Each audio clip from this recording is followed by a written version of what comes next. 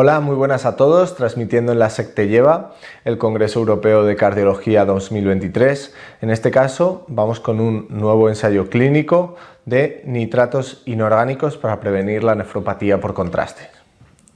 La nefropatía inducida por contraste se define como el deterioro de la función renal tras exposición, por ejemplo en una coronariografía, a contrastes iodados. No se entiende completamente por qué pasa, pero sí que se sabe que es deleteria para la función renal, sobre todo en pacientes de alto riesgo o cuando usamos cantidades muy elevadas de contraste.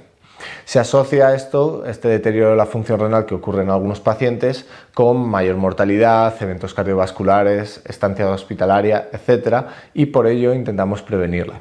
El óxido nítrico es fundamental para la homeostasis de la circulación renal, así como de toda la microcirculación del cuerpo, y los autores de este ensayo clínico postulan, en función a ensayos preclínicos que tienen realizados, si los nitratos inorgánicos podrían proteger de esta nefropatía por contraste. Para ello diseñan un ensayo clínico aleatorizado y controlado que tiene lugar en un único centro de Londres, doble ciego, donde aleatorizan a los pacientes a recibir estos nitratos inorgánicos en forma de nitrato potásico o cloruro potásico en un comprimido durante 5 días, y entonces analizan el objetivo primario de fracaso renal tras la exposición a contrastes de nefropatía por contrastes. Como vemos aquí, los criterios de inclusión intentan seleccionar un poco pacientes que tengan mayor riesgo de nefropatía por contraste.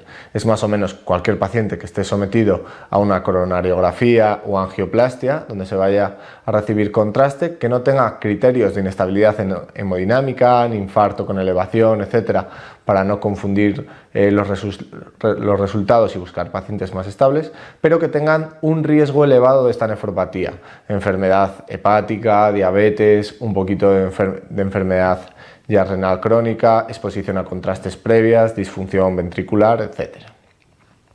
Si vemos la tabla comparativa, más o menos son similares, pero no completamente iguales. Podemos observar algunas diferencias en el sexo que no deberían aparecer por la aleatorización, algo más de deterioro. La función renal no es completamente igual en los dos grupos, y tampoco la vía de acceso entre femoral y radial en el grupo de placebo o el de nitratos. El de placebo tiene casi un 8% más, un 7% más de acceso femoral.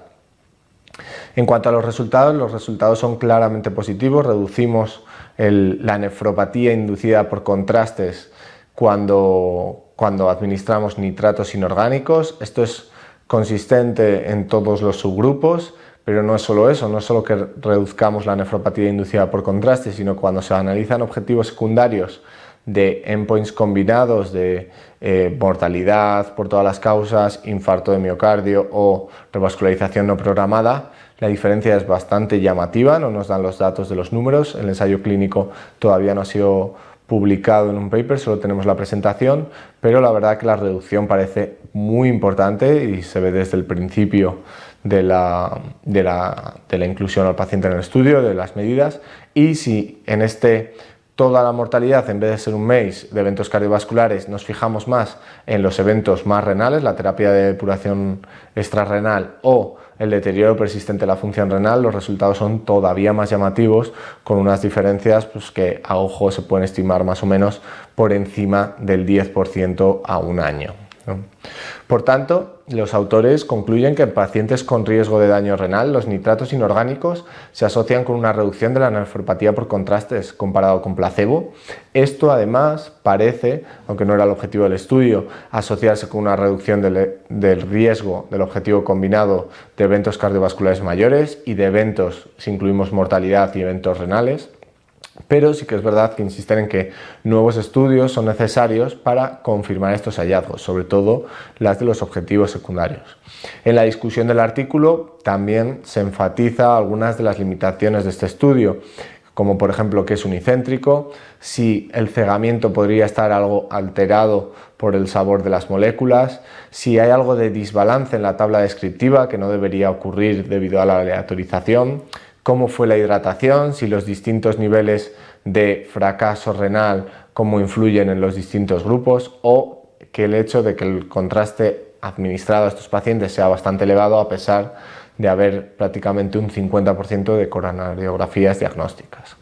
Con todo esto terminamos el ensayo clínico y continuamos en la SECTE lleva.